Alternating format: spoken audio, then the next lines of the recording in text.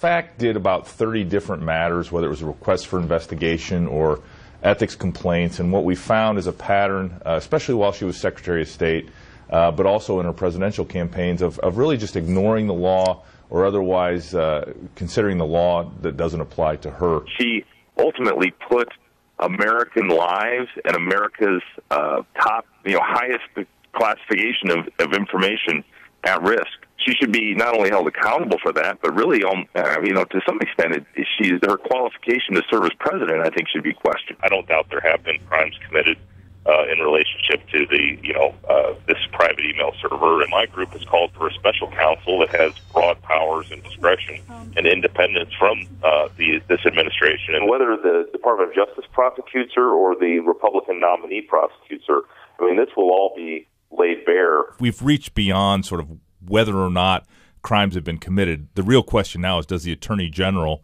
once Jim Comey and the FBI refers this case to him, do they have a willingness to prosecute the case? The statute does have gross negligence, and extremely careless seems to be the exact same standard. So he made a criminal case against Hillary Clinton. He just was unwilling to recommend it over to DOJ. What are the chances of getting a special prosecutor? Right now, zero.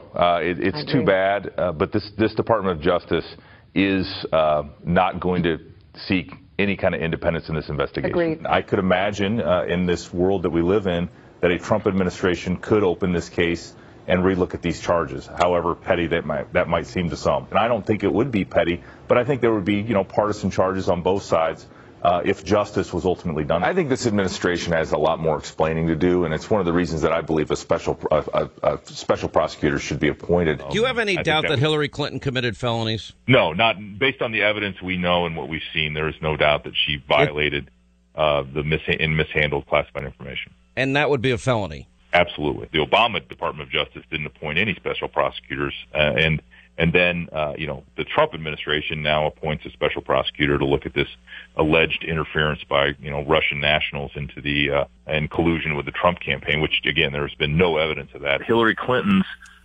destroying evidence and what appears to be an obstruction of justice, plain and simple, clear as day.